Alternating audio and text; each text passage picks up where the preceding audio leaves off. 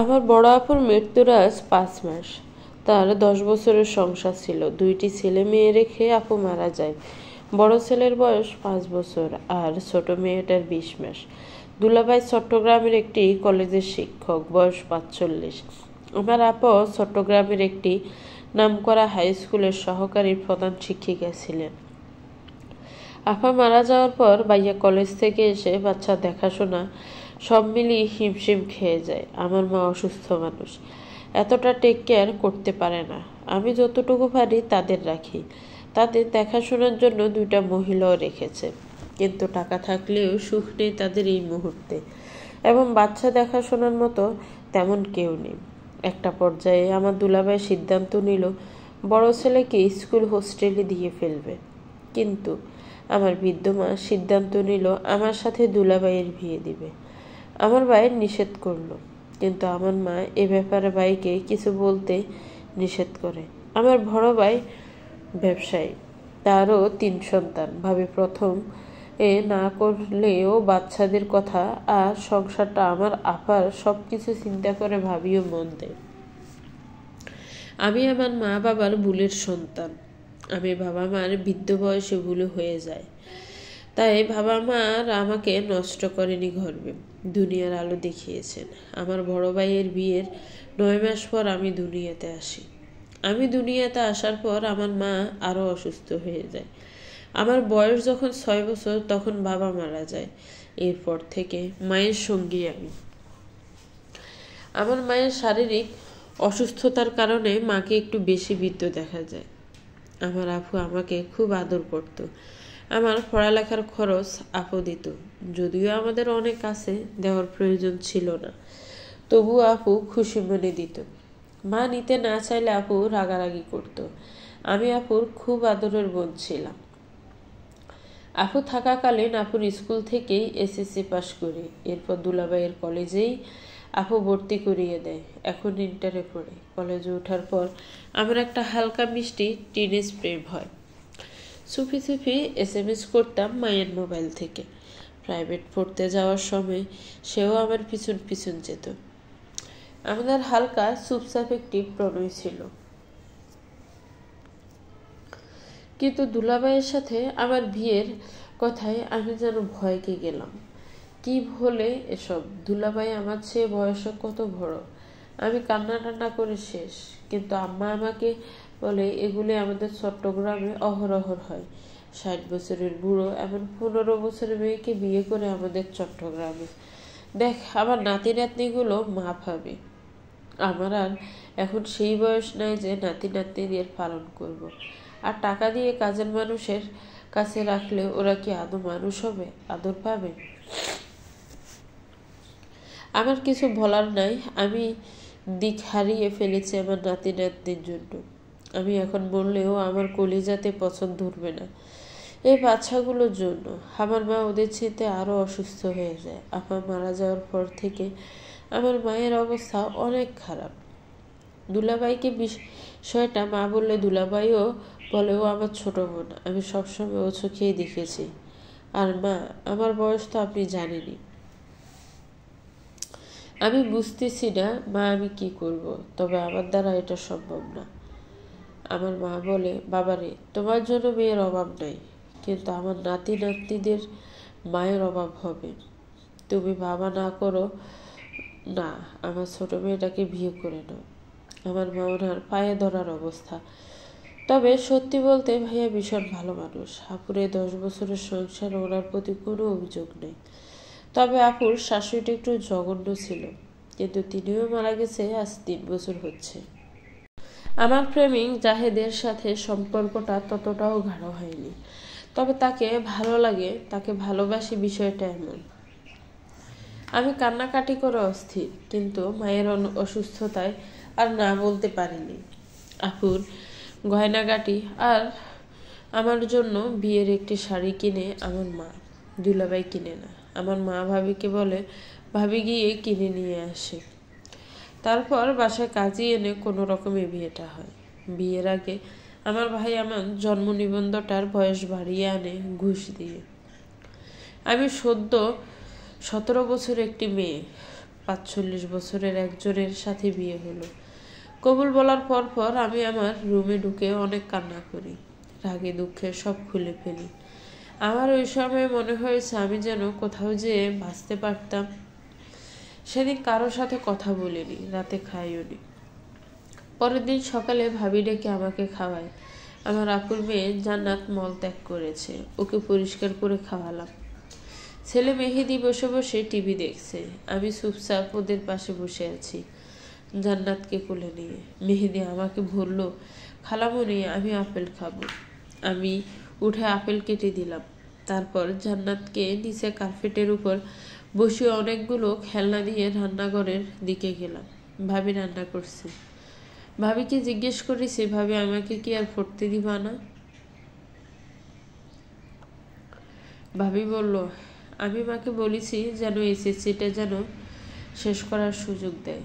বোন রে, তোমার নসিবে ছিল, কি করবা বলো? আর তাছাড়া বোন দেখো, তোমার আপার সাজানো গুছানো সংসার, এখানে অন্য কেউ বিচরণ করবে, আমাদেরও খারাপ লাগতো। তার থেকে বড় কথা বাচ্চাগুলোর জীবন। বোন, মাঝে মাঝে মানুষ স্বার্থপর হয় খুব, কারণ অন্য কোনো জীবন যদি জড়িত থাকে। বোন, কবুল যখন পড়েছিস, বিয়ে তো হয়ে গেছে, স্বামীর মতো মর্যাদা দেওয়ার চেষ্টা করিস। স্বামী অবাধ্য হবি না। তোর বোনের সংসার এখন তোর সংসার, সব যেন সুন্দর করে পরিচালনা করতে পারো সেই প্রস্তুতি নে। আমার বোন ভালো নেই। লম্বা সময় ধরে বসে রইলাম। ভাবির মোবাইলে কল এসেছে, কাউসার কল দিয়েছে। জান্নাতের বাবার পুরো নাম মোহাম্মদ কাউসার হামিদ, সবাই কাউসার স্যার ডাকে, তবে আপু শুধু হামিদ ডাকতো। ভাবিকে কথা জিজ্ঞেস করছে আমি কি করছি, কিছু খেয়েছে কিনা। তারপর বাচ্চাদের সাথে কথা বললো, জিজ্ঞেস করলো কি খাবে, কি আনবো বাবা আসার সময়। মেহেদি বলল, বাবা আসার সময় তুমি আমার জন্য লাচ্ছি এনেও আর মিমি চকলেট। তুমি কি খেয়েছো বাবা? খালামণি আপেল দিয়েছে। জান্নাত কি করছে? জান্নাত খেলছে গাড়ি নিয়ে। আচ্ছা বাবা, রাখি তাহলে, দুষ্টমি করিও না, আমার সাহসী বাবা। খালামণি যা বলে তা শোনো। আচ্ছা বাবা, আসসালামু আলাইকুম। কথা শেষ হলে গোসল করতো। আসো, খালামণি আগে মনুকে করিয়ে দাও, তারপর আমাকে। না বাবা, আগে তুমি আসো, তারপর মনু। টিভি দেখা অফ করে গোসল করতে গেল। আমি ওদের গোসল করিয়ে নিজে গোসল করে নিলাম।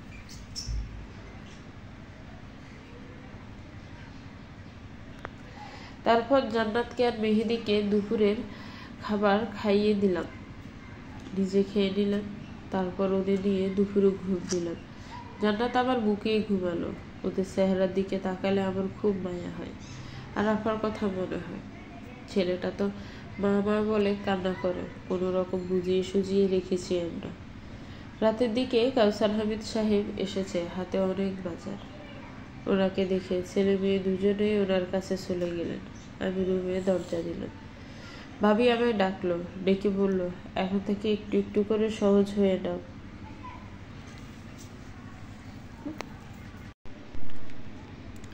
আমি বললাম, এখন পরে দেখা যাবে।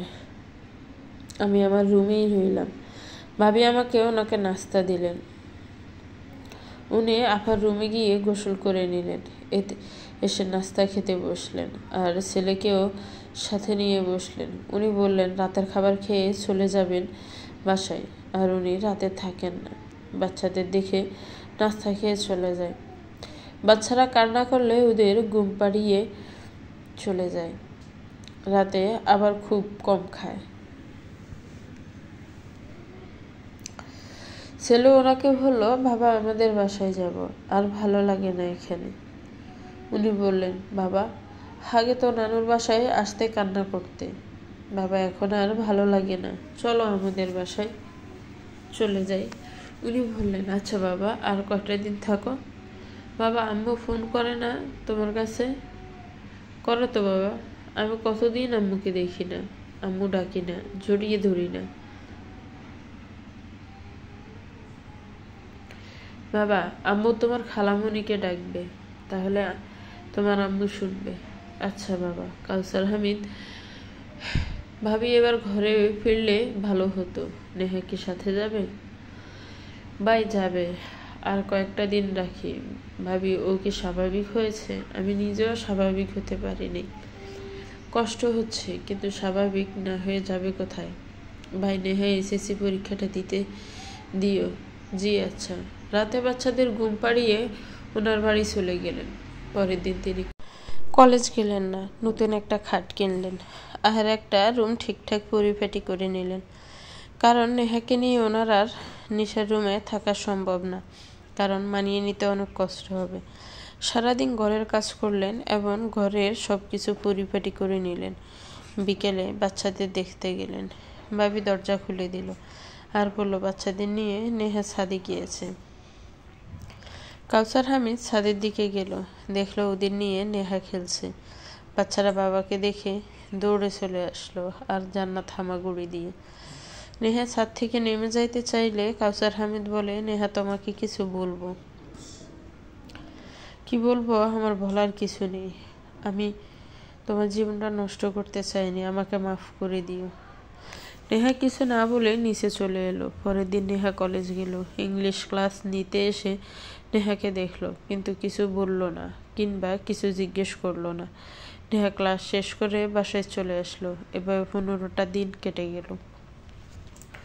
15 দিন পর আমার মা বলল, এবার শ্বশুর বাড়ি যা। মেহেদিরও পড়ালেখার ক্ষতি হচ্ছে, তাছাড়া নিজের সংসার দর। আমি মায়ের সাথে কথা বললাম না। রাতের বেলা উনি আসলেন আমাদের নিতে।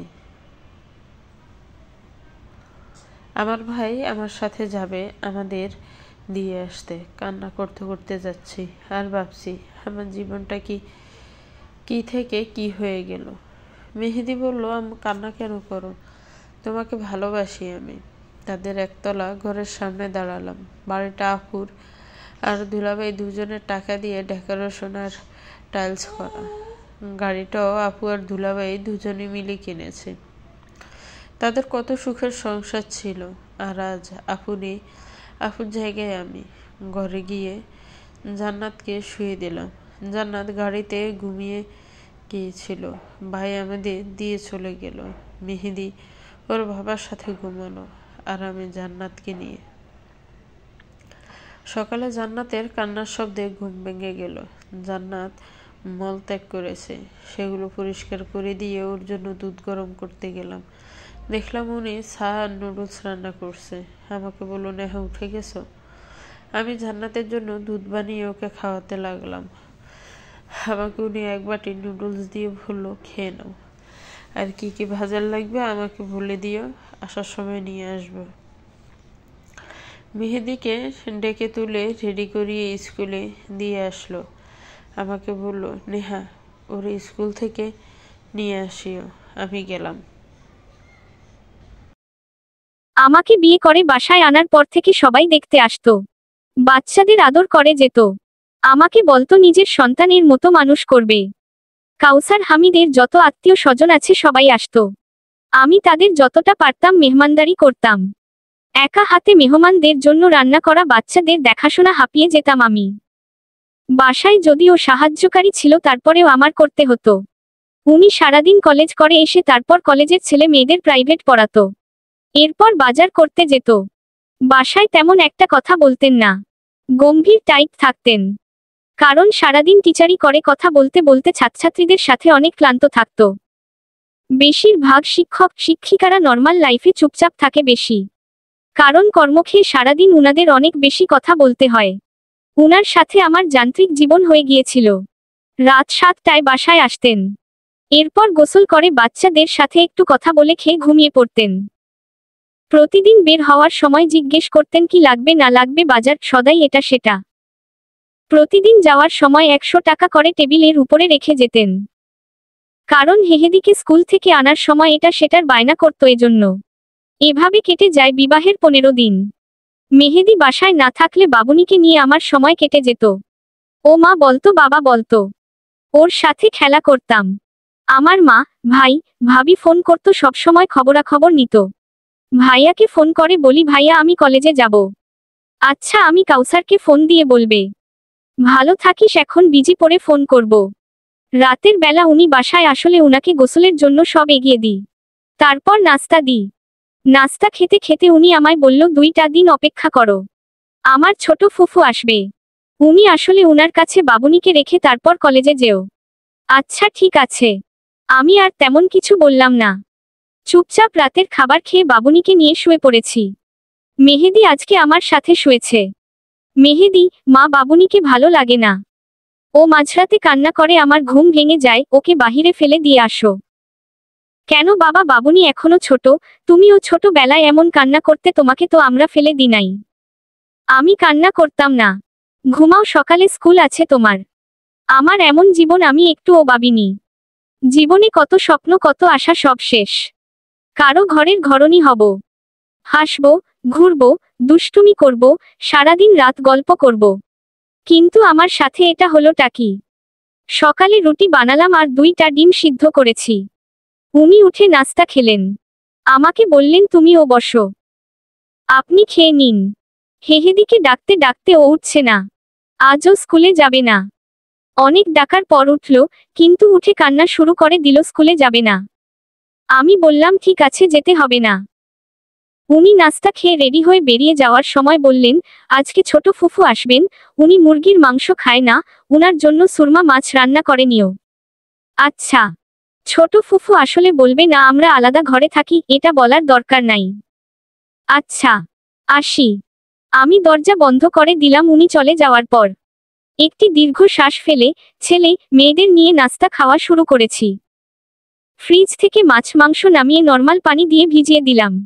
বাচ্চাদের টিভি চালিয়ে বসিয়ে দিলাম। সাহায্যকারী আসলো। উনি আসার পর তরকারি কাটাকুটি করে নিয়েছি। রান্না বসালাম চুলায়। 12টার সময় ছোট ফুফু আসলো, সাথে উনার ছেলে আর ছেলের বউ। সাধ্যমতো মেহমানদারি করে দুপুরের খাবারের পর উনারা ছোট ফুফুকে রেখে বিদায় নিলেন। অনেক জোর করেছি আজকে দিনটা রাখার জন্য। ছোট ফুফু দুপুরের ভাত খেয়ে ঘুম দিলেন। বাবুনিকে ঘুম পাড়ানোর চেষ্টা করেছি কিন্তু ঘুমাচ্ছে না। ওদের টিভি চালিয়ে দিলাম।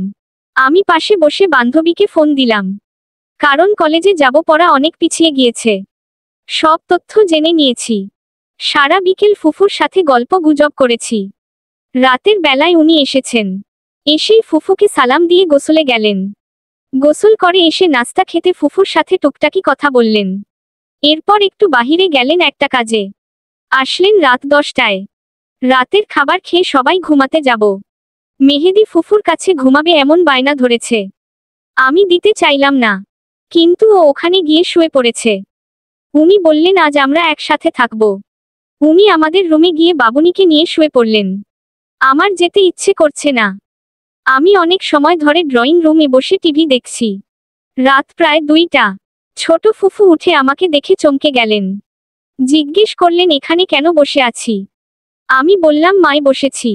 কিছু লাগবে ফুফু? না, তাহাজ্জুদ পড়তে উঠেছি, যা রুমে যা, ঘুমা গিয়ে। আমি পা টিপে টিপে রুমে গেলাম। বাবুনিকে মাঝখানে রেখে আমি সাইডে শুয়ে পড়েছি। চোখ প্রায় লেগে এসেছে এমন সময় বাবুনির গায়ের উপর দিয়ে আমাকে উনি জড়িয়ে ধরলেন। আমি আস্তে করে হাতটা সরিয়ে দিলাম। আমি আরেকটু সাইড হয়ে ঘুমিয়ে পড়েছি। হঠাৎ ঘুম ভেঙে অনুভব করেছি আমার শরীরে কারো হাত। আমাকে উনি জড়িয়ে ধরেছেন। বাবুনি মাঝখানে নেই। উনাকে বললাম আজ না। উনি কিছু শুনলেন না, আরো শক্ত করে জড়িয়ে ধরলেন। আস্তে আস্তে আমার শরীরের জামা কাপড় সরিয়ে নিলেন। সে রাতে উনার সাথে আমার শারীরিক সম্পর্ক হলো। খুব ব্যথা পেয়েছি। শুধু এতটুকু মনে হয়েছে শারীরিক সম্পর্ক তো পশু পাখিরাও করে। এখানে কোনো ভালোবাসা খুঁজে পেলাম না আমি। উনার শরীরের পুরো ভর আমার শরীরে দিয়ে গেলেন, আমার নিঃশ্বাস নিতেও কষ্ট হয়েছে। সেই শারীরিক সম্পর্কতে কোনো চুমু ছিল না, কোনো আলাদা মায়া ছিল না। মাঝে মাঝে হঠাৎ হঠাৎ কুকুরদের শারীরিক সম্পর্ক ও চোখে পড়ত। আমাদের শারীরিক সম্পর্কটা এমন মনে হয়েছে আমার। সে রাতে ঘুম হয়নি আমার। শুধু আফসোস হয়েছে আমার জীবনের প্রতি। আজ অনেক দিন পর আমি কলেজে যাব। আজ খুব সকালে ঘুম থেকে উঠে বাসার যাবতীয় কাজ করে রেখেছি। বাবুনির জন্য রান্না করে টেবিলে রেখেছি, যেন ফুফুর সব খুঁজে পেতে সাহায্য হয়। হেহেদিকে উঠে নাস্তা দিলাম, সাথে ওর বাপকেও। অতঃপর ওরা রেডি হয়ে বেরিয়ে যায়। কাউসার হামিদ হেহেদিকে স্কুলে দিয়ে তারপর কলেজ যাবে। আমিও রেডি হয়ে নিলাম। তবে আমি একা যাব কলেজে উনার সাথে না। যাওয়ার সময় টেবিলের উপরে উনি 200 টাকা রেখে যায় আমার কলেজ যাওয়ার জন্য। আমি টাকা নিয়ে বাবুনিকে একটু আদর করে বেরিয়ে পড়লাম। একটা রিক্সা নিয়ে কলেজের সামনে নেমে পড়ি। আশেপাশে আমার বান্ধবীদের খুঁজতে থাকি এবং কলেজের মাঠে ওদের দেখতে পাই, ওরা বসে আছে। আমাকে দেখে জিজ্ঞেস করে, নেহু কেমন আছিস? ভালো আছি। আজ অনেক দিন পর কলেজে আসলি বান্ধবী। হু, তোদের নোটগুলো আমাকে দিস। অনেক দিন আসি নাই, অনেক পিছিয়ে পড়েছি। নতুন সংসার কেমন চলছে নেহু? আছি, নসিবে যা ছিল তা হচ্ছে। চল ক্লাসে যাই, এখনই ক্লাস শুরু হবে। চল উঠা যাক। ক্লাসে আসার পর সবাই আমার দিকে কেমন করে যেন তাকিয়ে আছে। অবশ্য সবাই জানে উনার সাথে আমার বিবাহ হয়েছে, কারণ আমাদের ঘরের পাশেই উনার কোচিং। অনেক সময় আমি ছাত্রছাত্রীদের দরজা খুলে দিই এবং উনি কোনো বই যদি ঘর থেকে নিতে ভুলে যায় আমি দিয়ে আসি। সেই হিসেবে সবাই জানে উনার সাথে আমার বিবাহ হয়েছে। নর্মালি ক্লাস করেছি। উনার ক্লাস আসার পর সবাই আর চোখে আমাকে কতক্ষণ দেখছে, উনাকে কতক্ষণ দেখছে। উনি নর্মালি অন্য সময়গুলোর মতো পড়াচ্ছেন, আমার দিকে তাকাচ্ছেন না। কলেজ শেষ করে বান্ধবীদের সাথে হেঁটে হেঁটে বাসায় এসেছি। বাসায় আসতেই বাবুনি আমার কোলে ঝাঁপিয়ে পড়ে। ফুফু আমায় বলে, কেন এত দেরি হলো? বাবুনিকে রাখা যায় না, খালি কান্না করেছে। আমি বুঝি না বাপু কেন এত পড়ালেখা করতে হয়। বাচ্চা মানুষ করো, অনেক পড়েছ, আর পড়তে হবে না। আমাকে বোকাটকা দিয়ে উনি নামাজ পড়তে গেলেন। আমি গোসল করে এসে ভাত নিয়ে বসেছি। বাবুনিকে কোল থেকে নামাতেই পারছি না। কোল থেকে নামালেই কান্না করে। বাবুনিকে কোলে নিয়ে ভাত খেতে লাগলাম। ও ভাত খুলো হাত দিয়ে ঘাটছে আর এমন এমন থাবা মারছে পুরো টেবিল, আর টেবিলের নিচে ভাত ছড়িয়ে ছিটিয়ে গেছে। দীর্ঘ শ্বাস আসলো একটি। আগে কলেজ থেকে এসেই শান্তিতে ভাত খেতাম। আমার মনে হলো মা হওয়া সত্যি ভীষণ কঠিন কাজ। বিকেলের দিকে মা আর ভাবিরা এসেছে। কোনো রকম খবর না দিয়ে চলে এসেছে। তারা আসার পর আমাকে জড়িয়ে ধরে। আমি তাদের জড়িয়ে ধরি না। মা, কেমন আছিস মা? বুড়া মানুষের সাথে একটা 17 বছরের মেয়ের বিয়ে দিলে যেমন থাকা যায় তেমন আছি। আমার উপর রাগ করিস না মা, আমি সবার ভালো চেয়েছি। হু, সবাই ভালো আছে? ভাবি, নেহু তোর জন্য কি এনেছি দেখ। বিরিয়ানি রান্না করে এনেছি। হু, খাবো এখন। আমি বিরিয়ানিগুলো টেবিলের উপরে রেখে রান্নাঘরে নাস্তা বানাতে গেলাম। স্যুপ রান্না করেছি আর হোমমেড সমুচা ভেজে দিলাম। নাস্তা খাওয়া শেষ করে ভাবি আমাকে আলাদা করে জিজ্ঞেস করেছে, নেহু তোদের মধ্যে কি কিছু হয়েছে? জি হয়েছে। যাক ভালো।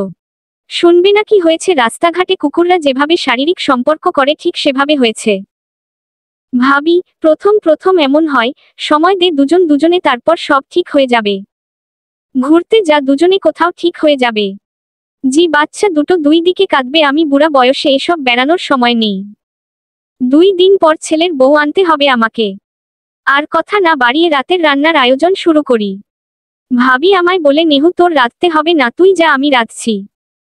আমি তখন স্টার জলসা আর জি বাংলার নাটকে নিয়ে বসলাম। এই 2 চ্যানেলের নাটক আমার ভীষণ প্রিয়। ভাবি রান্না করছে আর মা বাচ্চাদের রেখেছে। আমার মনটা হঠাৎ ভালো হয়ে গেল। নাটক দেখতে দেখতে ভাবি, ইস, আমার জীবনটা যদি এমন হতো। নাটকের রোমাঞ্চ আর প্রেম দেখে ইচ্ছে হয় এমন কারো প্রেমে পড়তে। এমন কিছু আমার জীবনে ঘটুক। কিন্তু আদৌ তা হবে না আমার জীবনে। উনি রাতে আসলেন। আমি উনার সামনেই আসি নাই এবং কোনো নাস্তাও দিই নাই। সব ভাবি আর মা করেছে। আজকে আমি আমার মতো স্বাধীন ছিলাম। রাতে আমি একা একা ঘুমিয়ে পড়েছি। কারো সাথে ঘুমাইনি। পরের দিন আমি আর কলেজে গেলাম না। ভাবিরা 11টায় চলে যায়। রান্নার দরকার হয়নি, কারণ গতরাতে রান্না ছিল। দুপুরে হেহেদিকে স্কুল থেকে আনতে যাই, বাবুনিকে কোলে নিয়ে। বাবুনিটা আদর করে ডাকি, কিন্তু ওর নাম জান্নাত। আমাদের প্রত্যেকের বাসায় একটা একটা আদরে নাম থাকে। মেহেদির জন্য স্কুলের সামনে দাঁড়িয়ে থাকি। তখন ওর সহপাঠীর কয়েকজন মা আমার সাথে কথা বলতে আসে। ওরা আমাকে আগে থেকেই চিনে, কারণ আপুর বাসায় আসলে অনেক সময় হেহেদিকে স্কুলে থেকে আমি নিয়ে আসতাম কিংবা আমি দিয়ে যেতাম। উনারা আমার সাথে কুশলাদি বিনিময় করে এবং আফসোস করে আমার আপুর মৃত্যুতে। আমাকে সান্ত্বনা দেয় আমি যেন সুন্দর মতো সংসার করি। কিছু সময় উনাদের সাথে কথাবার্তা বলে আমি হেহেদিকে নিয়ে বাসায় চলে আসি। এসে ভাত খেয়ে ঘুমিয়ে থাকি বাচ্চাদের সাথে নিয়ে। বিকেলের দিকে উঠে মেহেদির টিচার আসে হেহেদিকে ডেকে দি পড়ার জন্য। টিচারকে নাস্তা দি। উনি আসেন রাত 8টায়। এসেই গোসলে ঢোকেন। গোসল করে এসে আর খাবার খেলেন না। উনি বাহির থেকে খেয়ে এসেছেন। আমি টিভিতে সিরিয়াল দেখায় বিজি। উনি পাশে এসে বসে বললেন পিল এনে দিব তোমাকে 1 পাতা। পিল খেয়ে ও। আমি চুপচাপ ছিলাম, কোনো কথা বলি নাই। সে রাতে উনি কাছে আসতে চাইলেন। আমি না করা শর্তেও উনি আমার ইচ্ছের বিরুদ্ধে আমার কাছে আসলেন। রাতটা আমার ভীষণ হতাশায় কাটল। ভাবি সিরিয়াল এর মতো কেন হয় না কাছাকাছি আসাগুলো? কেন থাকে না ভালোবাসা?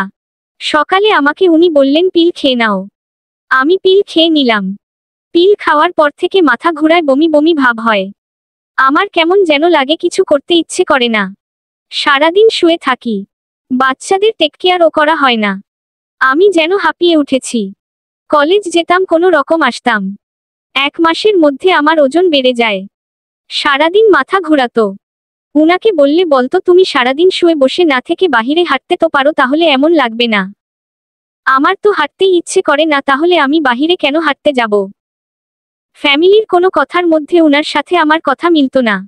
উনি আমাকে ইমম্যাচিউর বলতেন। দিন যত যায় আরো দূরত্ব হয়ে যায় উনার সাথে। আমি পিল খাওয়া বন্ধ করে দিই। এরপর মাথা ঘুরানোটা একদম কমে যায়। আমি টোটালি শারীরিক সম্পর্ক বন্ধ করে দিই। এবং একটা পর্যায়ে বলি উনার সাথে আমার হবে না। উনি কোনো কথা মনোযোগ দিয়ে শুনতেন না। আর বলতেন আমি বেশি কথা বলি। একদিন তো আমায় বলেই ফেললেন আমি নিশি আপু মতো না। আর নিশি আপুর মতো কখনো হতেও পারবো না। আমি চরম হতাশায় দিক বেদিক হারিয়ে ফেলি। বাচ্চাদের রেখে আমি আমার বাসায় চলে আসি। আম্মা আর ভাবিকে বলি যদি তোমরা কথা বাড়াও তাহলে আমি সুইসাইড করব। ফাইনাল পরীক্ষার আর বেশি দেরি নেই। আমি চলে আসার পরের দিন ভাইয়া গিয়ে মেহেদি আর বাবুনিকে নিয়ে আসে। আমি ওদের ভালোবাসি এটা সত্যি, কিন্তু আমি বিরক্ত হয়ে যাই সারাদিন ওদের পিছনে ছুটতে ছুটতে। আমি যেন ওদের থেকে একা থাকতে পারলেই বাঁচি। কলেজ যেতাম প্রতিদিন। আমি বান্ধবীদের সহায়তায় আবার আগের লাইফে ফিরে আসি। আড্ডা, ক্লাস, ঘোরাঘুরি, কোচিং, হালকা সাজ, আনন্দেই থাকি। বিকেলে কোচিং শেষ করে 3 বান্ধবী মার্কেটে যায়, এটা সেটা খায়। আর বান্ধবীরা প্রেম করতে গেলে ওদের পাহারা দিই। 3টা মাস ওনার সাথে কোনো ধরনের যোগাযোগ আমি রাখি নাই। এবং উনি বাসায় আসলে আমি লুকিয়ে লুকিয়ে থাকি। ফাইনাল পরীক্ষা শেষ হয়ে যায়। নানার বাড়ি বেড়াতে যাব। আমার কাজিনরা বারবার শুধু ফোন করে যাওয়ার জন্য। মেহেদি আর বাবুনিকে মা আর ভাবিই রাখে। নানুর বাড়ির যাওয়ার আগের দিন আমি আমার রুমে ঘুমিয়ে আছি। হঠাৎ মাঝরাতে আমাকে কেউ জড়িয়ে ধরে। ঘুম ভেঙে দেখি কাউসার হামিদ। উনি আমাকে বলে কেন এমন করছো, কেন দূরে দূরে থাকছো? একটুও কি ভালো লাগা হয়নি আমার প্রতি? আমি উনাকে বলি ছাড়েন আমাকে, আপনার মুখে দুর্গন্ধ আমার সহ্য হচ্ছে না। উনি আমাকে ছাড়লেনই না, উল্টো আমার গায়ের জামা কাপড় খোলা শুরু করলেন। উনি বললেন আমি তোমার থেকে একটা বাচ্চা চাই। আমি বারবার বলি আমাকে ছাড়েন, আমার ভালো লাগছে না। উনার জড়িয়ে ধরাতে আমি আরো ব্যথা পাচ্ছি গায়ে। আমি উনাকে বলি আপনার সাথে শারীরিক সম্পর্ক করতে আমার ইচ্ছে হয় না, ছাড়েন আমাকে। তুমি আমার বউ, আমি তোমাকে ছোঁয়ার অধিকার রাখি। আমি একটা বাচ্চা চাই। উনি আমার বুকে মুখ ডুবালেন। এবার আমি চিৎকার করে আম্মাকে ভাইয়াকে ডাকা শুরু করি। কান্না করে দিই। বাসার সবাই উঠে যায়। আমি কান্না করে ভাইয়াকে জড়িয়ে ধরে বলি ভাইয়া আমাকে মেরে ফেলেন, কিন্তু এই লোকের সাথে আমাকে আর রাইখেন না। আমি মরে যাব। ভাইয়া ভাবিকে বললেন আমাকে উনার সাথে রুমে নিয়ে যেতে আর আজ রাতটা আমার সাথে থাকতে বললেন। ভাইয়ার কাছে কাউসার হামিদ ভীষণ ভালো মানুষ। এবং আমার পরিবারের কাছেও উনি জামাই হিসেবে ভীষণ ভালো। ভাইয়া উনাকে বললেন আমরা নেহুকে বুঝাবো, একটু ধৈর্য ধরেন। পরের দিন আমি নানার বাড়ি চলে আসি। নানার বাড়ি এসে আমি মহা খুশি। আমার কাজিনদের সাথে একসাথে ভাত খাওয়া, পুকুরে গোসল করা, আর ফসলের ক্ষেতে আইলের মধ্যে হাঁটা। আমার জীবনের সব দুঃখ যেন ভুলেই গেলাম। কাজিনদের সাথে ঘুমানোর মজাই আলাদা। গভীর রাত পর্যন্ত শুধু গল্প আর গল্প। নানার বাড়িতে আসার 10 দিন পর আমার ভাবি আসে হেহেদিকে নিয়ে। ভাবি এখানে আসার পর সব ভাবিকে খুলে বলি। আর এটা বলি ভাবি বিয়ে যখন হয়ে গেছে তখন আর তো কিছু করার নেই। উনি সারাদিন বাহির থেকে এসে অল্প কয়েকটা কথা বলে ঘুমিয়ে যান। আমি যদি কথা বলি নিজে থেকে তাহলে আমি নাকি বেশি কথা বলি। বাচ্চাদের নিয়ে খেললে এবং ওদের সাথে দুষ্টুমি করলে বলে আমার সংসারে মন নাই। আমার কোনো কথার দাম নাই। আমি তো মানুষ, তুমিও তো ভাইয়ার সাথে সংসার করছো। কত সুন্দর করে একে অপরের সাথে কথা বলো, এসব দেখলে আমাদের মন প্রাণ জুড়িয়ে যায়। উনি তো আমাকে ভালোবেসে একটু জড়িয়ে ধরতে পারে, একটা চুমু তো দিতে পারে। আজ বিয়ে হচ্ছে এতদিন কখনো একটা চুমু দিয়েছে কিনা জিজ্ঞেস করো।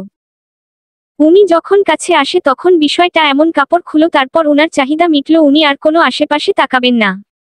আরেকজন তৃপ্তি পেল কিনা তাও দেখার বিষয় না। আর পুরো শরীরের ভর কেন উনি আমার গায়ে দেন, আমার নিঃশ্বাস বন্ধ হয়ে যায়। বাচ্চাদের সাথে একটু দুষ্টুমি করলে বলে আমি নিশি আপু মতো না। আপু তো আপুর জায়গায়, আমার বয়স আর আপুর বয়স দেখো। আমি কিছু চাই না, আর 5টা মানুষ যেভাবে সংসার করে আমিও সেটা করতে চাই। আচ্ছা, আমি গিয়ে কথা বলবো তোর ভাইয়ের সাথে। তুই হেহেদিকে সাথে রাখো, ওর টেক কেয়ার করিস। ভাবি চলে গিয়েছে। হেহেদিকে পেয়ে আমরা কাজিনরাও খুশি। এর মধ্যে হুট করে আমার মামাতো বোনের বিয়ে ঠিক হয়ে গেল। আনন্দ যেন আমাদের আরো পেয়ে বসেছে। বিয়েতে আমাদের ঘরের সবাই আসে। কাউসার হামিদও আসেন বাবুনিকে নিয়ে। উনাকে দেখে আমি আরো লুকিয়ে লুকিয়ে থাকি, আমার উনার সামনে যেতে ও ইচ্ছে করে না। গায়ে হলুদের দিন খুব সুন্দর করে শাড়ি পরে মেকআপ করেছি। এখন স্টেজে ভিডিওতে উঠব সবাই মিলে, কিন্তু সামনে চেয়ারে বসে রয়েছেন সবাই, তারা দেওয়াতে আমিও উঠলাম। দেখলাম আমার দিকে তাকিয়ে আছে। আমি দেখেও না দেখার ভান করে রইলাম। রাতের দিকে সব কাজিনরা মিলে গানের তালে তালে বিয়ে বাড়িতে যে যেমনে পারছি নাচতেছিলাম। না নাচলে কাজিনরা টানাটানি করে জোর করে নাচাইতেছিল।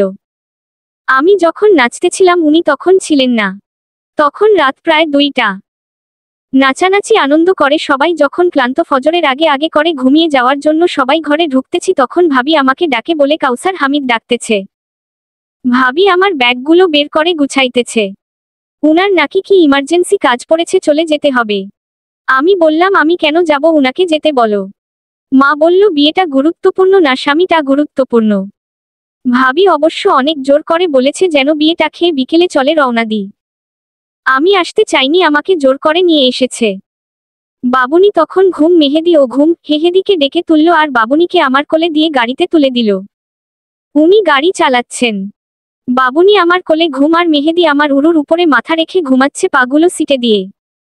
আমার দিকে কেমন রাগী রাগী লুকে তাকাচ্ছেন উনি। সকালে রাস্তা অনেকে ফ্রি থাকে, যার কারণে 3 ঘন্টায় চলে আসি উনার বাসায়। আজ অনেক মাস পর উনার বাসায় আসি। বাবুনি আর হেহেদিকে বিছানায় শুইয়ে দিই। উনি আমাকে টানতে টানতে অন্য রুমে নিয়ে গিয়ে দরজা বন্ধ করে দিয়ে বলে তোমার সমস্যা কি? আমার আবার কি সমস্যা হবে? জামাইয়ের ছোঁয়া ভালো লাগে না, জামাইয়ের সাথে কথা বলতে ভালো লাগে না, অথচ পরপুরুষদের ঠিকই ভালো লাগে। ওখানে এতগুলো ছেলের সাথে নাচতেছ, ওদের হাত ধরে ধরে। কাজিনের বন্ধুদের সাথেও নাচতেছ। আমি তো একা নাচি নাই, আমার মেয়ে কাজিনও ছিল, দেখেন নাই? আর ওখানে অনেক নানিও ছিল। পেট দেখিয়ে নাচতে ভালো লাগে, শুধু জামাই ভালো লাগে না। আমি চুপ করে রইলাম, কোনো কথা আর বলি নাই। তুমি এ ঘর থেকে একদম বের হবে না, বাবার বাড়িতেও যাবে না। আমার সাথে যাবে, আমার সাথে আসবে। আমি চুপচাপ দাঁড়িয়ে রয়েছি, কোনো কথাই বলছি না। কারণ আমার অনেক মন খারাপ। আজকে বিয়েতে সবাই কত মজা করবে, বৌভাতেও মজা করবে, আর উনি আমাকে অযথা নিয়ে আসলেন। উনি আমার পেটে হাত দিলেন এবং জড়িয়ে ধরে মুখে চুমু খেতে লাগলেন। আমি হাত সরিয়ে দিয়ে বললাম আমি ক্লান্ত, ঘুমাবো। আমি তো তোমাকে একটু আদর করছি। আমি উনাকে দূরে সরিয়ে বলি ঘুমাবো। রুম থেকে বের হওয়ার জন্য দরজা খুলতে যাব, এমন সময় উনি আমার চুল ধরে আমার গালে কয়েকটি চড় মেরে দিলেন। মারতে মারতে বলতে লাগলেন আমি ধরলে তোর ন্যাকামি বেড়ে যায়, নাটক বেড়ে যায় কেন? আমি কান্না করতে করতে বলি আপনি আমাকে অযথা কেন মারছেন? তখন উনি বিছানার ঝাড়ু নিয়ে আমাকে আরো মারতে শুরু করেন। মারতে মারতে বলতে লাগলেন আমার কথা শুনবি এখন থেকে? আমি মাইর খাওয়ার ভয় বলি হু শুনবো। কান্না করতে করতে বলি আমাকে আর মাইরেন না। উনি তবুও থামছেন না, মারতে মারতে আবার বলে বাচ্চা নিব তো, তুই বাচ্চা নিবি? আমিও বলি হ্যাঁ নিব, আমাকে ছেড়ে দেন। জীবনে ও আর কোথাও যাবি না। গেলে আমার সাথে যাবি, আমার সাথে আসবি। আমি কাঁদতে কাঁদতে হু বলি। মাইরকে ভূতে ও ডরাই। আমি একা, বাসায় কেউ ধরার নাই। আমাকে খুব মেরেছে, মাইর থেকে বাঁচতে এসব বলেছি। শলার ঝাড়ু ভেঙে সারা ঘর হয়েছে এবং আমার শরীরেও অনেকগুলো গেঁথে যায়। আমাকে মারা বন্ধ করে উনি রুমের লাইট বন্ধ করে নিজের জামা কাপড় খুলে ফেলেন এবং ওই অবস্থাতে আমার সাথে শারীরিক সম্পর্ক করেন। আমাকে শলার ঝাড়ু দিয়ে মেরেছে, পুরো শরীর দাগ আর লাল হয়ে রক্ত উঠে আছে। তার মধ্যে উনি আমার তারা চিহ্ন কেকা তারা চিহ্ন মর দিতে লাগলেন। খুব অসহায় ছিলাম সেই সকালটাতে। মাইরের ব্যথায় আমার জ্বর উঠে যায়। আমি সারাদিন বিছানা থেকে উঠতে পারি নাই। তার মধ্যে বাচ্চারা এত বিরক্ত করতেছিল, আমার সেদিন মরে যেতে ইচ্ছে করেছে। আমি 5 দিন অনেক কষ্ট পেয়েছি জ্বরে। তার মধ্যে ঘরের কাজ, বাচ্চাদের দেখাশোনা, উনার সাথে দরকার ছাড়া কথা বলতাম না। যতটা পারতাম এড়িয়ে চলতাম। আমার এইচএসসি পরীক্ষার রেজাল্ট দেয়, আমি ফার্স্ট ডিভিশনে পাস করি। আমাকে ভার্সিটিতে ভর্তি হতে মানা করে, কারণ উনি বাচ্চা নিবেন। এর মধ্যে আমি মেহেদীর সহপাঠীর মায়ের পরামর্শে এবং উনার সাহায্যতে 3 মাস মেয়াদী ইনজেকশনটা মারি। জন্ম নিয়ন্ত্রণ পদ্ধতি গ্রহণ করি। উনি আমাকে হাসপাতালে নিয়ে গিয়ে ইনজেকশন মারিয়ে দেয়। আমি মেহেদীর স্কুলের নাম করে বের হয় বাসা থেকে। উনি আমাকে কোনো রকমে ভর্তি হতে দিবেন না। আমি আমার ভাই ভাবি মাকে বলি, কিন্তু লাভ হয় না। এর মধ্যে আমার আপার পেনশনের টাকাগুলো পেয়ে যায়। আপা সরকারি চাকরি করত। তার মৃত্যুর পর তার পেনশন দিয়ে দেওয়া হয়। কাউসার হামিদ পুরো টাকা মাকে দিয়ে দেয়। উনি 1 টাকাও রাখেন না। আমার মা নিতে চাইনি, কিন্তু জোর করে দেয়। পরে আমার মা ব্যাংকে বাচ্চাদের নামে টাকাগুলো রেখে দেয়। প্রতি পিরিয়ডের ডেটে তিনি অপেক্ষায় থাকে এবার কনসিভ হলো কিনা। ইনজেকশন মারার পর থেকে আমার পিরিয়ড অনিয়মিত হয়ে যায়। এভাবে 4 মাস কাটার পর উনি গাইনি ডাক্তারের কাছে আমাকে নিয়ে গেলেন। ডাক্তার আমাকে কিছু টেস্ট আর কনসিভের ওষুধ লিখে দেয়। আমি বলি, টেস্ট এখন করিয়েন না, আগে 1 মাস ওষুধ খেয়ে দেখি। আমি ওষুধ মুখে নিতাম, কিন্তু খেতাম না, ফেলে দিতাম। এর মধ্যে আমার মা মারা যায়। আমি অনেক বেশি ভেঙে পড়ি। বাচ্চার চিন্তা ততদিনে একটু উনি অফ রাখছেন। মা মারা যাওয়ার পর থেকে এতটাই ভেঙে পড়েছি বলার মতো না। ওখানে 15 দিন থাকার পর উনি আবার বাসায় নিয়ে আসেন। মা মারা যাওয়ার পর থেকে উনি আমাকে আর প্রেশার দেন না। আমি আমার নিজের মতো থাকি বাচ্চাদের নিয়ে, এবং আমি এই লাইফটা মেনে নিয়েছি। কয়েক মাস কেটে যাওয়ার পর আমি উনার সাথে বসি এবং আমার সমস্ত অভিযোগ চাওয়া পাওয়া উনাকে বলি। আমি শুধু এটাই বলি, বিয়ে যখন আপনার সাথে আমার হয়েছে, আপনি আমার স্বামী। আপনি ছাড়া দ্বিতীয় কাউকে আমার জীবনে ভাবার কোনো চেষ্টা বা ইচ্ছেই নাই। কিংবা আমি আপনার থেকে ডিভোর্স নিয়ে দ্বিতীয় বিবাহ করাও পসিবল না। তাহলে বাকি জীবন যখন একসাথে যাবে, তাহলে আমাদের উচিত মিলেমিশে সুন্দর করে সংসার করা। আপনি পড়াতে চান নাই, আমি তাই আর ভর্তিও হয়নি। আপনার ইচ্ছেটাকে প্রাধান্য দিয়েছি। আপনি যেভাবে চাইছেন সেভাবে সংসারটা সামলাচ্ছি। আমার সাথে একটু মিলেমিশে থাকুন।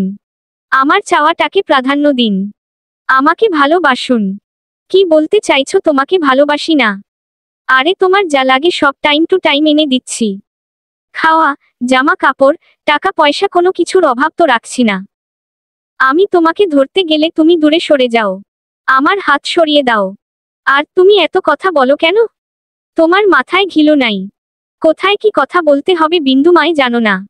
তোমাকে কিভাবে ভালোবাসবো তা জানা নাই? তুমি কখনো নিশির মতো হতে পারবে না। আমি চুপ হয়ে যাই। পারিবারিকভাবে কয়েকবার বসি, কিন্তু ঘুরে ফিরে সবাই আমার দিকে আঙুল তুলে বলে আমি সুখে আছি, তাই আমাকে ভূতে গুতায়। আমি ভাত কাপড়ের অভাবে নাই, কোনো কিছুর অভাবে নাই, তাই আমি এত জ্বালায় কষ্টে থাকলে নাকি বুঝতাম কয়দিনে কয় মাস যায়। এরপর থেকে আর কোনো দিন অভিযোগ করি নাই। চুপচাপ সব মেনে নিয়েছি। এবং উনি কাছে আসলে আর দূরে সরিয়ে দি নাই। উনি মাসে কয়েকবার কিংবা সপ্তাহে 1 বার কাছে আসতেন। আমি না করিনি এরপর থেকে। এভাবে কয়েক বছর কেটে যায়। আমার বাবুনিও বড় হয়। মেহেদীর রুম আলাদা করে দিই। মেহেদী একা ঘুমায় আর বাবুনি আমাদের সাথে থাকে। আমি উনার অনুমতি ছাড়া বাহিরে কোথাও যেতাম না। সময় যত যাচ্ছে আমি তত বেশি সুন্দরী এবং দেখতে অনেক মিষ্টি হয়ে যাচ্ছি। আমার চেহারার উজ্জ্বলতা এবং শারীরিক পরিবর্তন দিনকে দিন বেড়ে যাচ্ছিল, এটা সবাই বলতো। কেউ বিশ্বাস করত না আমি বিবাহিত। আমি নিজে উনার সঙ্গ পেতে চাইতাম। ইদানিং নিজে থেকে উনার কাছে যায়, কিন্তু উনি কখনো এটার মূল্যায়ন করেনি। বলতো আমার শারীরিক সমস্যা হচ্ছে। মানুষের এত দৈহিক চাহিদা থাকা ভালো না। আমি যখন উনার সঙ্গ চাইতাম উনি এড়িয়ে যেতেন এবং উনার ইচ্ছে মতোই হতো। এক সময় আমি উনাকে বলি আমি যদি বাহিরে পরকিয়া করি তাহলে এর জবাব আপনি আল্লাহর কাছে দিবেন। তিনি আমাকে লাথি মেরে খাট থেকে ফেলে দিয়ে বলেন বাহিরে কেন পরকিয়া করবি? আমি দিয়ে তোর হচ্ছে না। তিনি আমাকে মেহেদির স্কেল দিয়ে অযথা আঘাত করলেন। বললেন ছেলেরা 80 বছরের হলেও তোর থেকে ইয়াং মেয়ে পায় আর বাচ্চা জন্ম দিতে পারে। যেমন আছিস সেভাবে থাকবি, বেশি সুখে আছো সেজন্য এত সমস্যা। আমি বলি অনেক সুখে আছি, আর কিছু বলি না। উনি রাতে আমাদের সাথে আর ঘুমায়নি, মেহেদির সাথে গিয়ে ঘুমায়। আমিও ডাকি নাই। এরপর থেকে আমাদের বিছানা একদম আলাদা হয়ে যায়। আমি বাবুনিকে নিয়ে আমার রুমে থাকতাম। উনি সপ্তাহ কিংবা মাসে আমার রুমে মাঝরাতে আসতেন। উনার চাহিদা হয়ে গেলে আবার চলে যেতেন। আমি উনাকে বলি যাইয়েন না, আপনার বুকে ঘুমাতে চাই। উনি বলে এত ঘুমানো লাগবে না। কয়েকবার চেষ্টা করেছি একসাথে ঘুমানোর, কিন্তু এরপর আর কখনো আমি ডাকি নাই আর উনিও আসেন নাই। তবে উনার চাহিদা হলে মাঝরাতে আসলে আমি কখনো না বলতাম না। বিয়ের 4 বছর পর হঠাৎ উনি খুব অসুস্থ হয়ে যায়। উনার হাতে পায়ে পানি চলে আসে, মাথা ঘুরায়, বমি করে, দীর্ঘদিন যাবৎ কলেজে যেতে পারে না।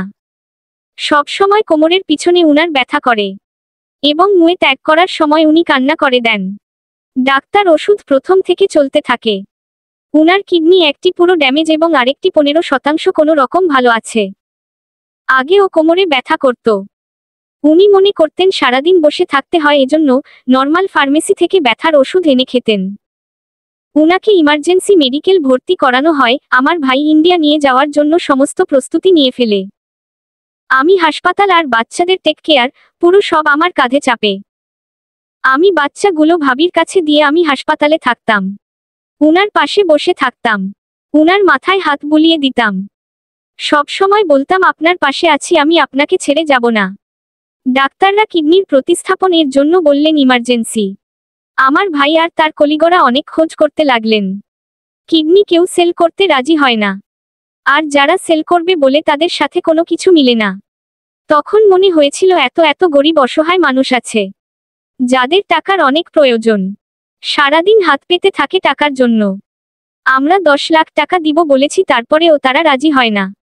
অনেক খুঁজাখুঁজির পর ভাগ্যক্রমে একজনকে পেয়ে যায় এবং তার সাথে সব ম্যাচ করে। ইমার্জেন্সি পাসপোর্ট বানিয়ে তাকে পাশের দেশ ইন্ডিয়াতে নিয়ে যাই।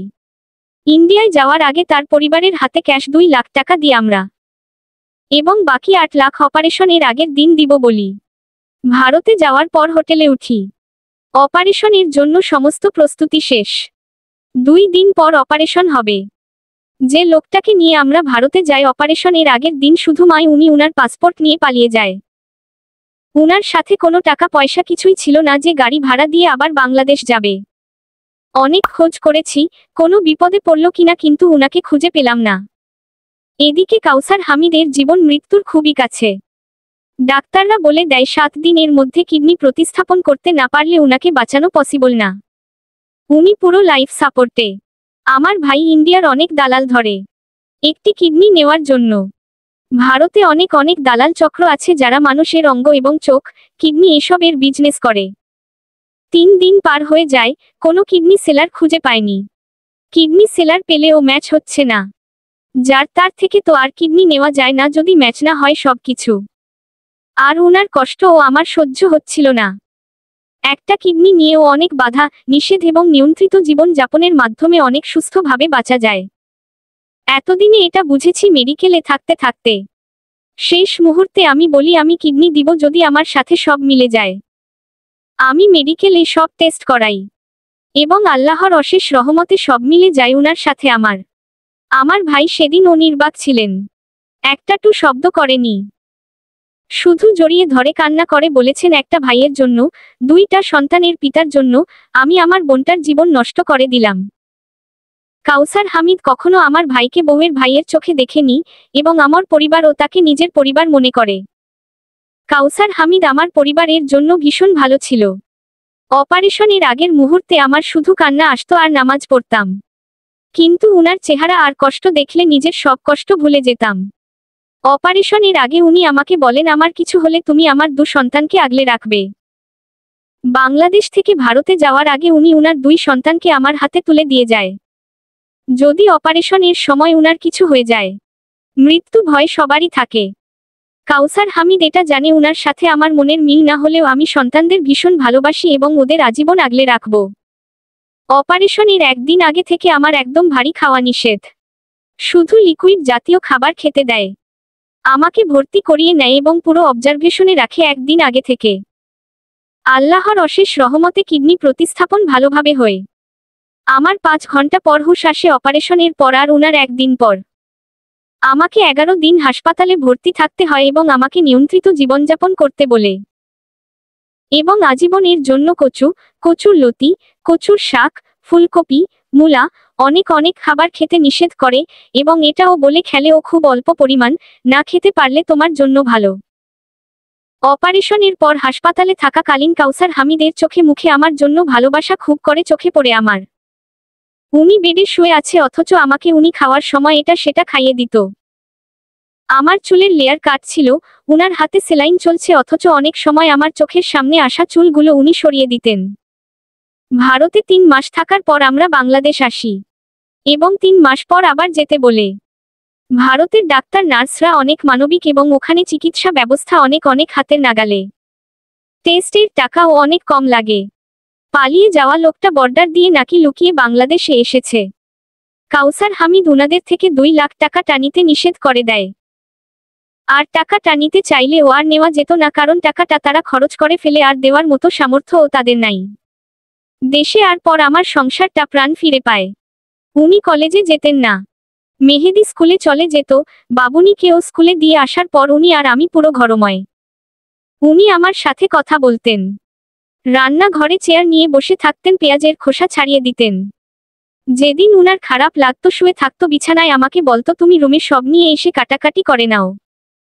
আমি ও রুমে তরকারি সব নিয়ে এসে নিচে বসে কুটে নিতাম আর উনি খাটে শুয়ে থাকতেন। আমাকে একটু পরপর নেহা নেহা বলে ডাক দিতেন। একসাথে খাবার খেতাম, বাবুনির সাথে খেলতাম আর মেহেদি বড় হয়ে যাওয়াতে লজ্জা পেত আমাদের সামনে বেশি সময় বসলে। উনি অসুস্থতা হওয়ার পর শারীরিক সম্পর্ক একদম অফ। তবে আমি মানসিকভাবে ভীষণ খুশি ছিলাম। আমরা ধীরে ধীরে আবার সুস্থ জীবনে ফিরে গেলাম। উনিও কলেজ যাওয়া শুরু করলেন। কলেজ গেলে আমাকে 1 ঘন্টা পর পর ফোন দিয়ে বলতেন নেহা কি করছো তুমি? নেহা আসার সময় কি আনবো? নেহা এটা করো ওটা করো। আমার ভীষণ ভালো লাগতো। উনি এবার বলতে লাগলেন নেহা এবার তুমি একটা বাচ্চা নিয়ে নাও। বাবুনিও বড় হয়ে গেল, 6 বছর চলছে। এবার একটা বাচ্চা নিয়ে ফেলো। আমি কখন মরে যাই কে বলতে পারে? তাছাড়া তোমার নিজের একটা সন্তান হোক। আজকাল দুনিয়ায় অনেক কঠিন, নিজের সন্তানরা দেখে না, সেখানে কখনো যদি মেহেদি আর বাবুনি তোমাকে না দেখে। আপনি এত চিন্তা করিয়েন না। দেখবে না কেন, অবশ্যই দেখবে। আমি সিদ্ধান্ত নিলাম এবার একটা বাচ্চা নিব। আমি জন্ম নিয়ন্ত্রণ পদ্ধতিটা বাদ দিলাম। একদিন উনি আমাকে বললেন নেহা রেডি হয়ে নাও, একটু বাহিরে যাব। কোথায় নিয়ে যাবেন আপনি? চলো, গেলে দেখতে পাবে। অতঃপর ব্যাংকে নিয়ে গিয়ে আমাকে উনার অ্যাকাউন্টের নমিনি করে দেয় এবং এর কয়েকদিন পর উনার বাড়িটা আমার নামে হেবা করে লিখে দেয়। আমি বলি বাড়ি লিখে কেন দিতেছেন, আমার কিছুর তো দরকার নাই। আমার এত সম্পদের উপর লোভ কোনকালেই ছিল না, কারণ আমিও যথেষ্ট ধনী পরিবারের সন্তান। উনি হঠাৎ করে আবার অসুস্থ হয়ে গেলেন। নিয়মিত চেকআপে ছিলেন, তারপরেও হঠাৎ করে আবার পেইন শুরু হয় উনার। পরে মেডিকেলে নিয়ে যায় এবং সেখানে টেস্টে আসে কিডনির অবস্থা ভালো না। আমার ভাই কোন কিছু না ভেবে ইন্ডিয়ায় নিয়ে যায়। যে ডাক্তারের আন্ডারে উনার অপারেশন হয় উনার কাছে নিয়ে যায়। উনি আবার ইমার্জেন্সি ভর্তি করিয়ে দেয় এবং ডায়ালাইসিস আবার শুরু করেন। উনি একদম ভেঙে পড়েন। আমি সবসময় উনাকে সাহস দিই, বলি আপনি ভেঙে পড়বেন না, দরকার হলে আমার বাকি একটা কিডনিও আপনাকে দিয়ে দিব। উনি বলে নেহা এমন বলো না।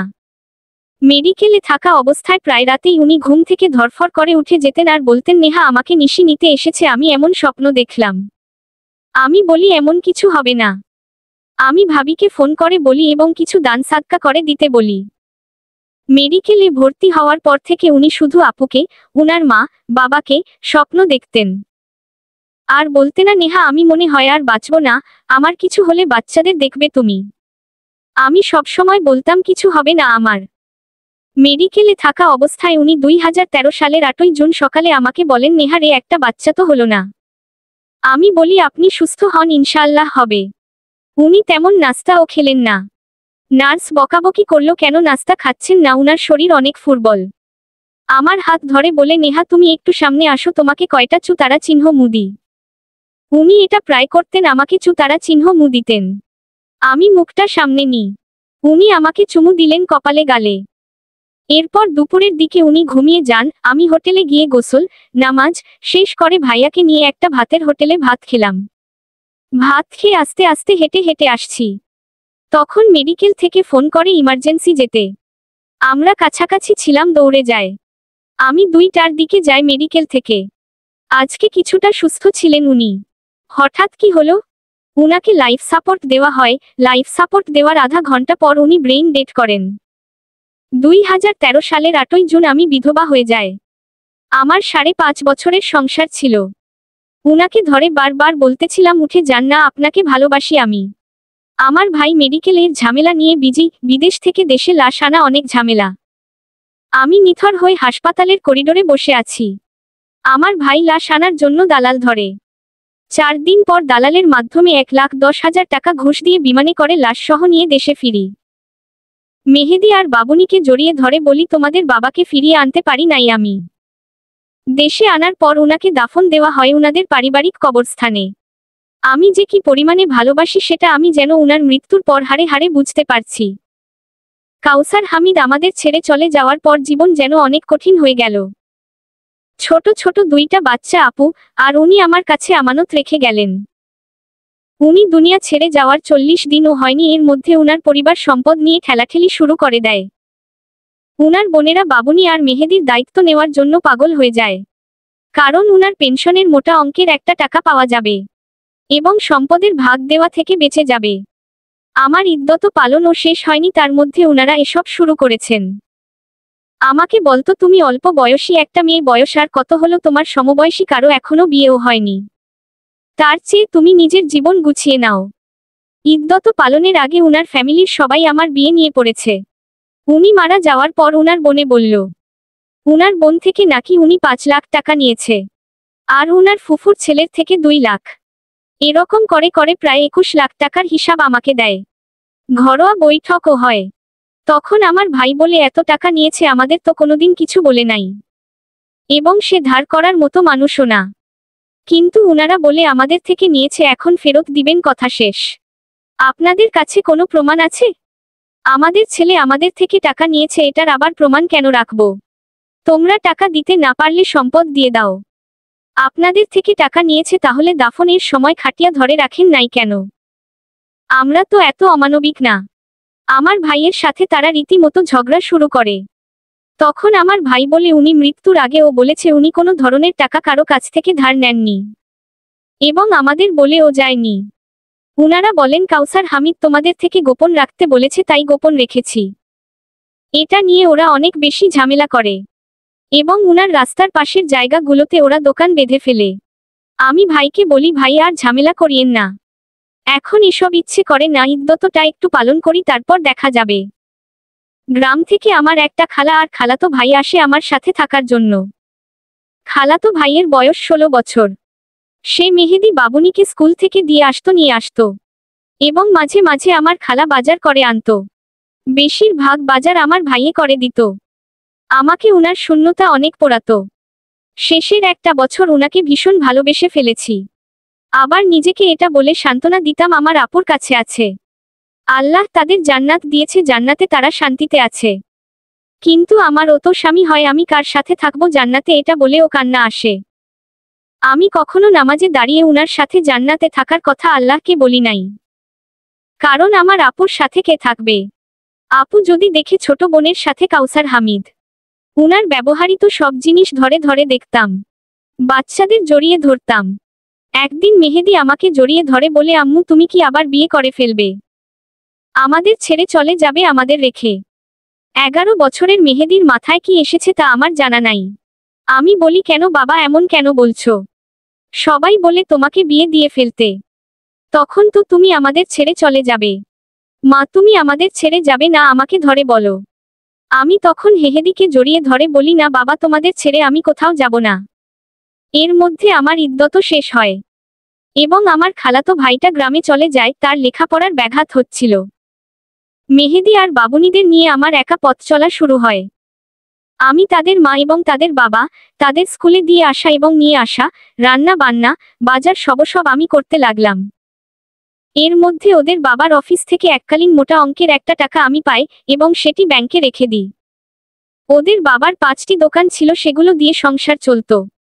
কাউসার হামিদের পরিবার সম্পদ নিয়ে আবার ঝামেলা শুরু করে। কাউসার হামিদের পৈতৃক সম্পদগুলো ওরা ভোগ দখল শুরু করেছে। আমি আমার ভাইয়ের সাহায্যতে ওয়ারিশ সার্টিফিকেট নিয়ে থানায় মামলা করি। অনেক থানা মামলা বৈঠক শেষ করে সম্পদগুলো আমার আয়ও নিয়ে নিই। তবে গ্রামের গুলো উনাদের আয়ও থাকে। আমি আর ঝামেলা করি না এবং উনাদের সাথে যোগাযোগ বন্ধ করে দিই। জীবন চলছে জীবনের ন্যায়। জীবন থেকে অনেকগুলো বছর কেটে যায়।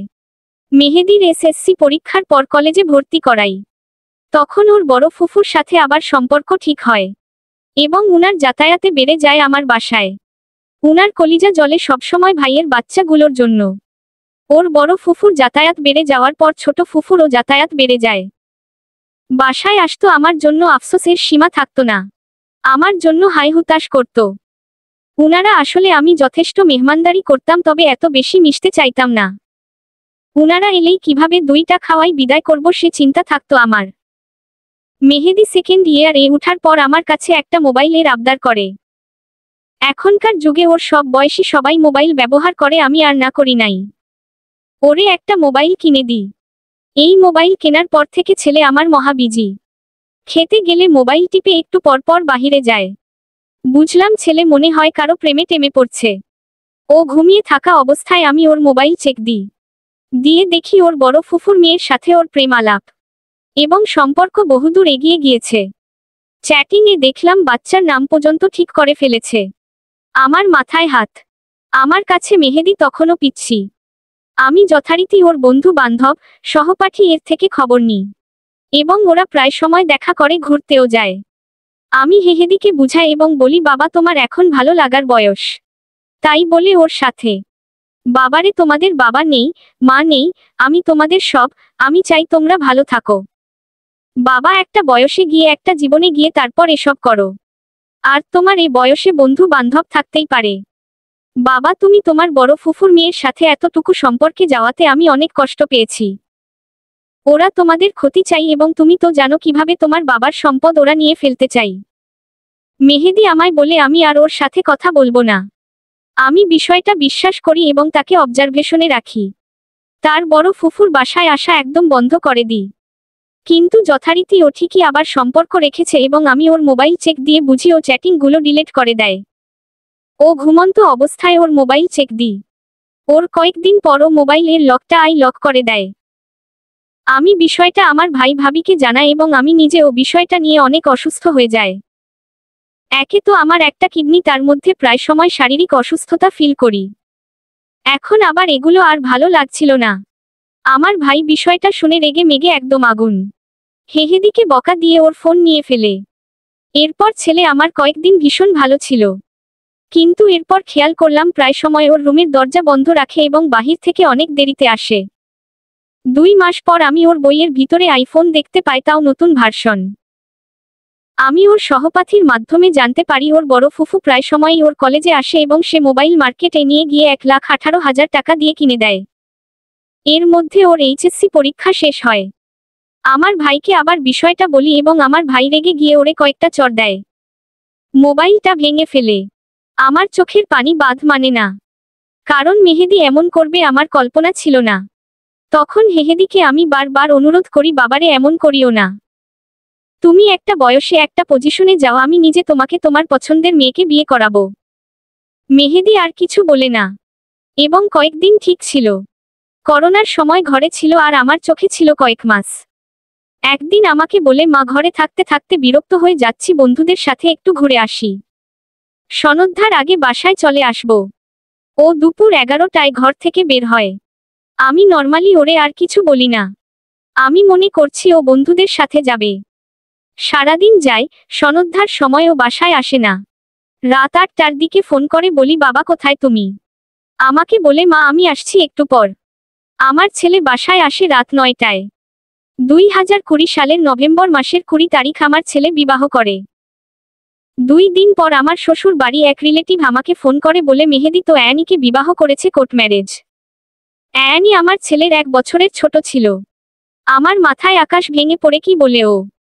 সেদিন আবার মেহেদি গাড়ি গ্যারেজে নিয়ে যাবে বলে ঘর থেকে বের করে। সারাদিন যায় রাত যায় মেহেদি আসে না। আমি আর বাবুনি টেনশনে শেষ। পরের দিন বাবুনিকে দিয়ে ওর বড় ফুফুর কাছে ফোন করালে বাবুনিকে বলে মেহেদি ওদের বাসায় আছে, বউয়ের কাছে আসছে। একটু পর ওরা বের হবে, গাড়ি ওদের বাসায় আছে, বউ নিয়ে প্রথম বের হবে, গাড়ি না আনলে হয়। সেদিন আমার ফিল হয়েছে আপুর সংসারটা আর আমি ধরে রাখতে পারলাম না। বাবুনি আমার ভাই ভাবিকে কল দেয়।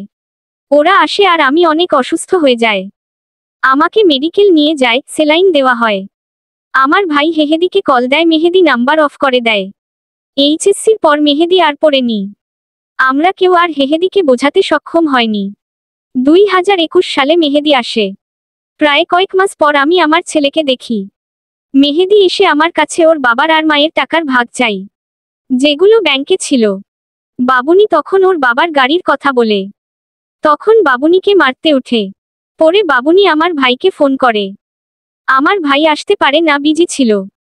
তখন আমি মেহেদিকে বলি তুমি তোমার মুরব্বি ও 10 জন নিয়ে আসিও, আর এলাকার কমিশনার অফিসে এসে সব হবে। সেদিন ওর রুমের ওর প্রয়োজনীয় জিনিসপত্র নিয়ে ও আবার চলে যায়। 1 মাস পর আমার ছেলে মেহেদি আমার জন্য কমিশনার অফিসে বৈঠক ডাকে। আমি যাই এবং সমস্ত ব্যাংকের এবং সমস্ত কিছুর হিসাব এবং টাকা পয়সা নিয়ে। তারপর কমিশনার সব ভাগ করে দেয়।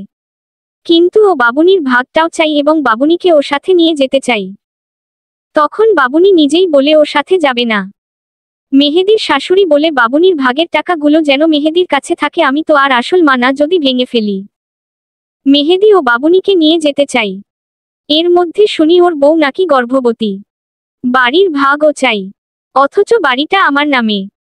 এবার আমি রেগে গিয়ে জুতা নিয়ে উঠি এবং মেহেদিকে সবার সামনে ঠাস ঠাস জুতা দিয়ে ইচ্ছে মতো মেরে বলি, তারা চিহ্ন তারা চিহ্ন তারা চিহ্ন তারা চিহ্ন তারা চিহ্ন তারা চিহ্ন তারা চিহ্ন তারা চিহ্ন তারা চিহ্ন তারা চিহ্ন তারা চিহ্ন তারা চিহ্ন নির্পদ তুই কাকে কি বলস? তোদের জন্য নিজের জীবন শেষ করলাম, একটা কিডনি পর্যন্ত তোদের বাবারে দিয়ে দিলাম। তোর বাপ মারা গেছে 2013-তে, তখন আমার 22 বছর। তোদের কথা চিন্তা করে বিয়ে পর্যন্ত বসলাম না, বিনিময়ে এই প্রতিদান দিলি।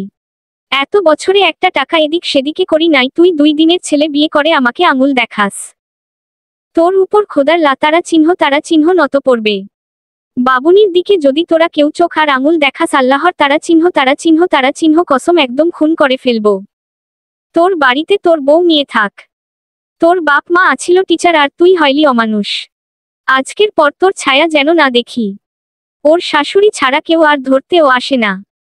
উল্টো আমার ভাই ধমক দিয়ে ওর শাশুড়িকে সরিয়ে দেয়, বলে ও খাওয়াইছে, ও মারবে, তুই বেডি বলার কে? মহিলাটা ঝগড়া করতে চাই, কিন্তু কমিশনার এর জন্য পারে না। উনি ধমক দিয়ে বসিয়ে দেয়। কমিশনার এর অফিস থেকে চলে আসি। আমার ভাইকে কাঁদতে কাঁদতে বলি ছেলেটার জীবন শেষ করে ফেললো। আমি পারলাম না রে ভাই, পারলাম না। 3 দিন পর আমাদের মা মেয়ের সব জামা কাপড় নিয়ে আমি আমার আপুর সংসার ছেড়ে ভাইয়ের বাসায় চলে আসলাম। আমি পারি নাই আমার আপুর সংসারটা সুন্দর করে সাজিয়ে রাখতে।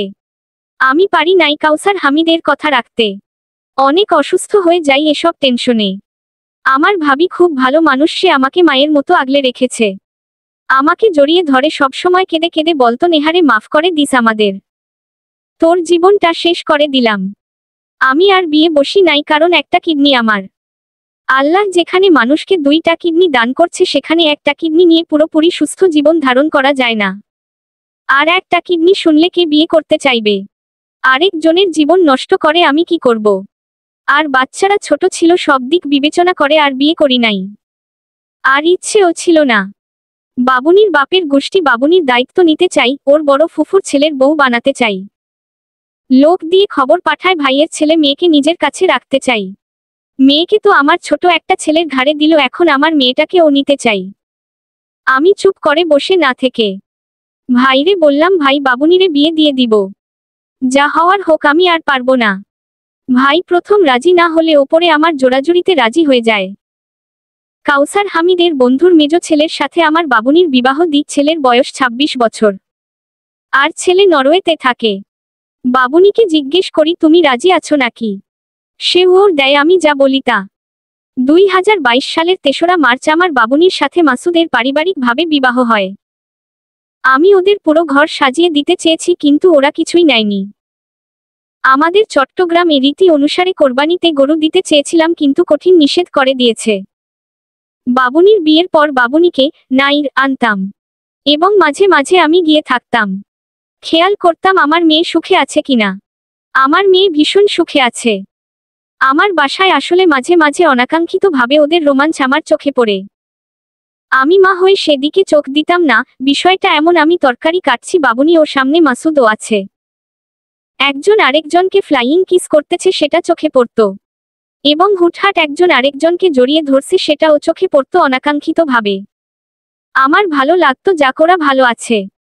মাসুদকে অনুরোধ করেছি আমার মেয়ের পড়ালেখা যেন বন্ধ না করে, দরকার হলে পড়ালেখার খরচ আমি দিব।